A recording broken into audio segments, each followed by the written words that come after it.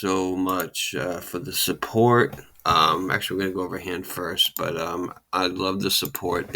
If you guys think, look, man, I'm not. I have a lot of information here that I paid for, and I'm gonna give it to you guys. So I'm trying to help anybody that's in the low stakes. If all you to help me, just subscribe, hit the like button, tell me what I'm doing wrong, if I'm doing good, if I'm helping, if I'm not helping. Suggestions on videos. Somebody asked about betting, C betting, and in position, out of position, and frequency. You shouldn't be thinking about frequency number one in like the low stakes. Like you have ace jack offsuit, and that's supposed to raise 40% of the time, call 60% of the time. Don't worry about the frequency. Get that out of your head. We're gonna go over this hand really quick, and then we're gonna go over like important stuff that you should know. I think this was a bounty, so we went for the bounty.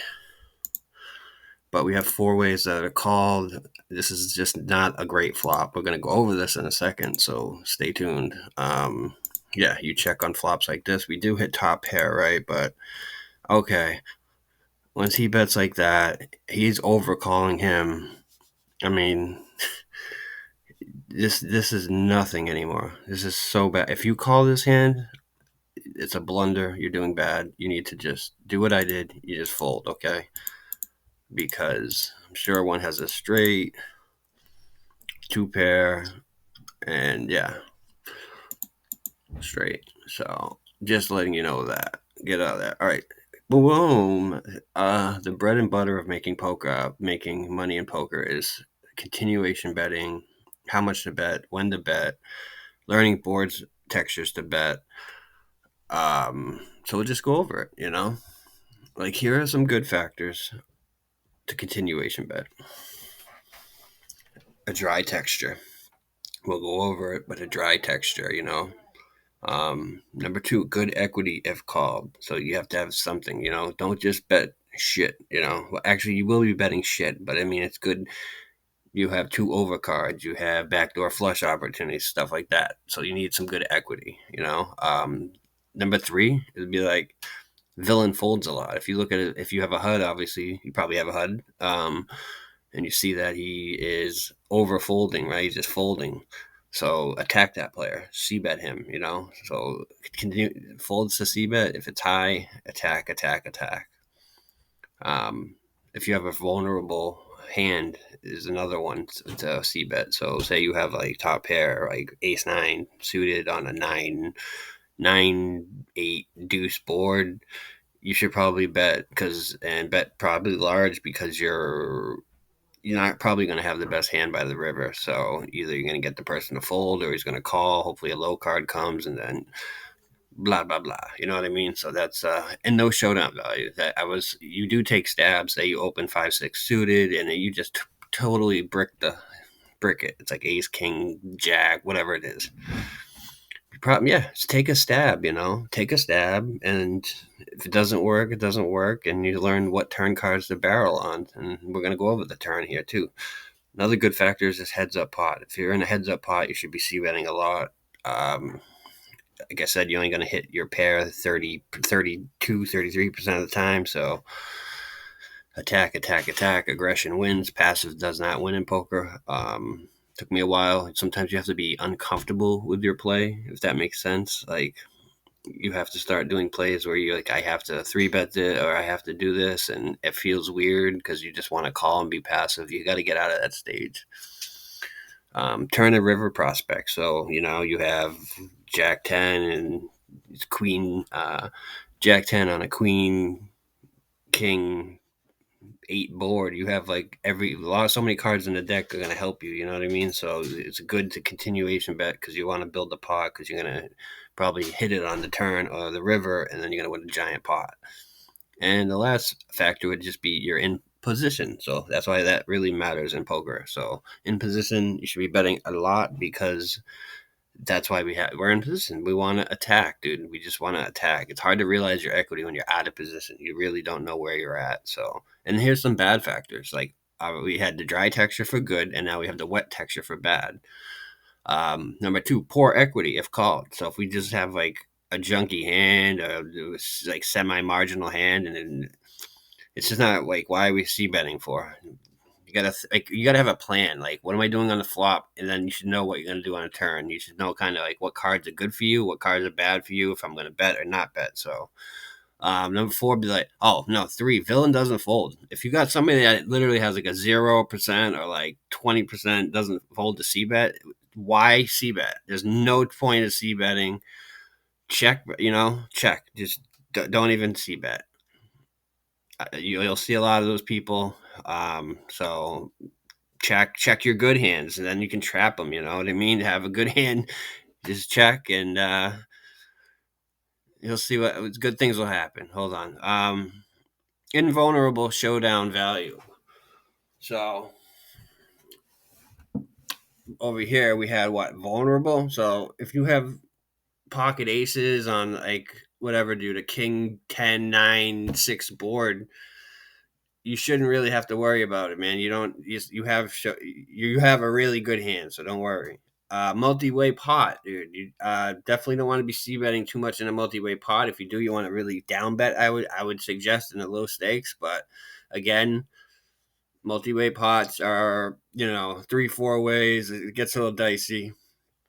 And then if you have like no turn or river prospects, you don't have backdoor flush, you don't have backdoor straight, you don't have like a good overcard that can beat somebody, what's the purpose of betting? You know what I mean? And then out of position. Like it's even if you're like it's just hard to even if you're a pre-flop raiser and then three people call, you still check a lot. You do not bet just because you're a pre-flop raiser and there's three people in the pot.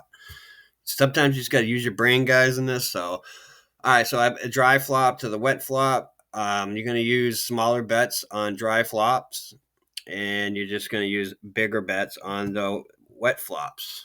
And like hit board texture, better to fire on a dry board. Okay, like example: ace 10, ace diamonds, 10 of hearts, 4 of spades. King of diamonds, 7 of diamonds, 2 of spades. King of hearts, queen of spades, 4 of clubs, jack of clubs, jack of spades, 2 of hearts is a great board to bet. Like you have so many more trips than the other person has. 10 of spades, 6 of spades, 2 of clubs. As you can see, it's like they're spread out, they're dry. There's not too many necessarily draws. There's not many flush draws. Even the overcards, probably if you're the pre-flop raiser, are gonna be in your range more than them. So these are very good boards to fire on. And wet texture is like you should know these. They're just better, not the c bet. It's like 7 of clubs, 8 of clubs, 9 of clubs, like boards like that. 7 9 jack, 7 of clubs, 9 of spades, jack of spades. This all hits like the calling range, and they're just horrible boards to bet on. Queen of spades, 9 of spades, 8 of hearts. There's just so many draws out there. It's like why are you putting your money out there unless you have a fucking giant hand? 4 of hearts, 5 of clubs, 6 of spades. You guys kind of understand what I'm getting at. Even like king of clubs, queen of diamonds, jack of clubs. I mean, those are all kind of wet texture boards. So to bet or not to bet. Multi-way, only bet if you have it. This is true in the low stakes, guys. You're not going to be like Phil Ivey or Daniel Negreanu and do all this crazy stuff. I told you stick to the fundamentals in low stakes and you will win. I can show you. I can bring up my graph. I'm a winning player. It can be done. It took me a little bit though. You have to get through it though. Trust me. You're gonna go through some variants and go nuts. It just happens. You're gonna say online poker's rigged, and then you get through that stage, and you're doing good. Yes, do not bluff. You need to have it. So check multi-way with good draws as well. If you have like a great flush draw and gut shot straight, you don't want to fucking bet and then someone check raises you and then you're in a really tough spot because it's like you could continue but you're just on the draw. So I would rather just check, and then if somebody bets you can most likely call, right? I mean, if you have a really good hand and like I said, the low stakes, some people overcall too much, but yeah, do that with your draws. And if they check twice, I go for a delayed c bet, even if you're not the initial raiser. You gotta go for checking. Checking is just weakness. They just want to get to showdown. So if you bet, you should probably be betting the river as well because it's just showing weakness. Sorry, I'm just giving you some quick tips. Maybe I'm not the best coach. I don't know. Playing the turn, guys. All right. So did the turn change who has the best hand? This is why you guys, like I said, the pre-flop ranges is so important. So you know. Did I even put this up for you guys? I did. I did, just to be a nice guy. Like, all right, guys, these are a lot of calling hands. I'll throw even tens in there and fours and threes. Maybe not that, but you got to understand there's a lot of suited tens, a lot of suited nines, suited eights makes sense, right? People don't necessarily call, like, if you calling these hands aren't great, especially out of position. They're just not. I could bring up the database. You're going to lose money. So a lot of them are going to be suited hands. I'm just giving you a calling range, okay? This isn't like forever, but this is like a basic thing I use because most of the time people are going to like three bet these or um, you know what I mean. So maybe you could throw that in their calling range because it's low stakes and I don't know. I see people overvalue king queen offsuit so much, so it's not a good hand. King queen is not no premium hand, guys. So don't overvalue king queen offsuit. Playing the turn. So did the turn card change who has the best hand? Like completing draws, straights, and flush draws, just like I was going over. Like if a card comes and it connects with their range, not the good, right? Like new top pair, overcards. Example, say hero has ace king offsuit. The board is 10 of hearts, 2 of spades, 3 of clubs, and the turn is the king of hearts. We just the hand just changed, right? We have a new top pair. I think we beat any 10x now, and we beat draws. So, and then there's just like bricks, like offsuit undercards that you just don't have to really most of the time worry about. So, like the turn out of position, how you should play. And to be honest, I think the turn is like the most important street in poker because you learn a lot of information on the turn compared to the flop, and you can bluff the turn a lot. So I think a lot of the action happens on the turn, and the river is almost like Fifth Street chicken, like Bart Hanson says in a way. But I think the turn, you really, if you understand pre-flop fundamentals, you get the flop, and then if you can kind of learn this flop turn, you'll do really good, dude. Don't even worry about rivers because you'll get to the rivers with great cards and stuff. It's all fundamentals, guys. So the turn out of position, you're just gonna follow your flop plan. Like I said, you need to have a plan. Like I'm gonna do this if this card hits. Like I have Jack 10, King 9, Deuce. A 7. You know what I mean? I'm gonna barrel on this 7, and I still have equity to get there on the river. All right, so follow your flop plan is a really, really big thing out of position. And number 2 would be still continue building with a big hand. Don't be afraid to build if you have a big hand, pocket kings or whatever, and queen 10 set 4 board. You should continue and get max value out of any queen X or whatever. So continue building with a big hand. And if we miss our draw, bet scary cards against a weak player, like a weak tag. Just think what I just said and use your brain, like a scary ace or something. You know what I mean? That will scare this weak tag player. So scary cards against weak players, use them. Bet non-scary cards against mediocre players. So it's like the opposite against mediocres. And actually, don't be afraid to just give up. All right, you can't win every pot, and just like sometimes people don't know how to wave the white flag and say, you know what, I know I put in this many big blinds, but I'm not going to put any more because I can't get this guy to fold, and it's just not going to work. All right, so the turn in position. All right, so it's like big pots or small pots. Number 1, right? So pretty simple, right? We're going to keep building with our strong hands. We're just going to keep building it. We're in position. We have a good hand. We want to keep putting money in the pot. We can pot control with marginal hands, like pocket nines on whatever type of board or second pair, and sometimes you can even induce bluffs for free value because you can check and maybe they think you have nothing. They're going to bluff at it and you actually have a decent bluff catcher. So you have a good marginal hand, maybe, 10 on a king 9 7 3 deuce board. And on the river, you have that whatever, jack 10, and he's betting.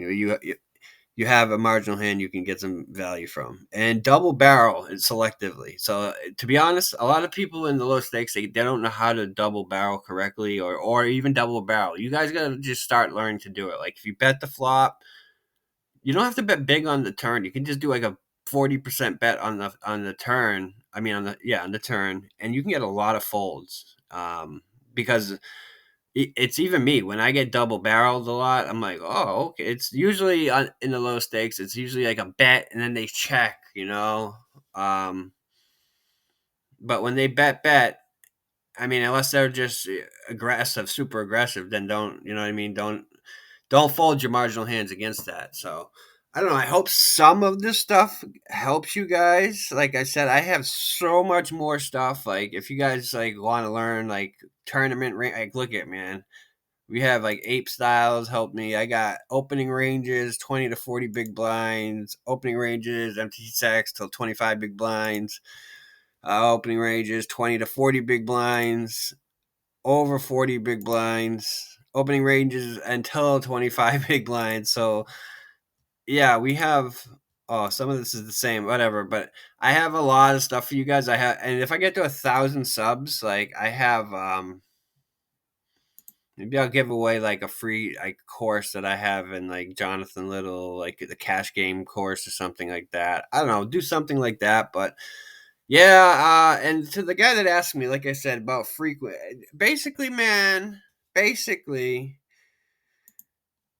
when you are in position, you want to bet. Out of position, you just kind of want to check and play your cards and know what the guy's range is. Like don't worry about frequencies and stuff like that. Again, if you're playing low stakes and playing for profit, a lot of this is down to the fundamentals. You play a good pre-flop, you're not making mistakes. You don't make a mistake too much on the flop, and now you're learning the turn. You're almost there, guys. I mean, you know what I mean? Then we can really start doing some cute stuff, throwing in some, a little more advanced stuff. But this is actually more advanced than if you're just like a party player or whatever. You're just playing for fun. This is more for people that are like taking poker serious. They really want to learn, and they want to try to win and play poker tournaments or do whatever. Oh, also, guys, to be honest, yeah, don't look at my balance. That doesn't matter. But if you're playing tournaments, all right, ACR, like throw some of these in there. These sit and goes. All right, like you pay $6 and right here. So if you're playing, I always play like 2 to 3 of these, and then I'll play a couple regular tournaments because this is like they're bad at. I'm being honest. The player pools are bad. If you play tight in the beginning and just let these idiots knock themselves out, you're gonna min cash. And dude, there's so many times I've gotten first, second, third. It's very easy to make money there. And honestly, tournaments, you want to do tournaments, but if you see tournaments like these turbos, you're going to lose your edge on turbos because the structure is way faster. Right? And same thing with the sit and go. That's why I said just play tight and play good fundamental poker. You'll cash. But with these, it's better to play something that you have, 15-minute level blinds instead of 8-minute blinds with a turbo. You lose your edge in the turbo. It's just letting you know that. So it's like more luck involved. When you have a longer blinds, you will have more skill advantage. So please, guys, subscribe. Leave a comment. If you think I'm a horrible teacher, I guess just let me know, man. And I will quit. But if this stuff is helping you, because I know the low stakes can be a pain in the butt, I really do. Subscribe, hit the like button, and I appreciate it. I appreciate anyone that leaves a comment, hits the like button, and got anything from this video. Thank you guys.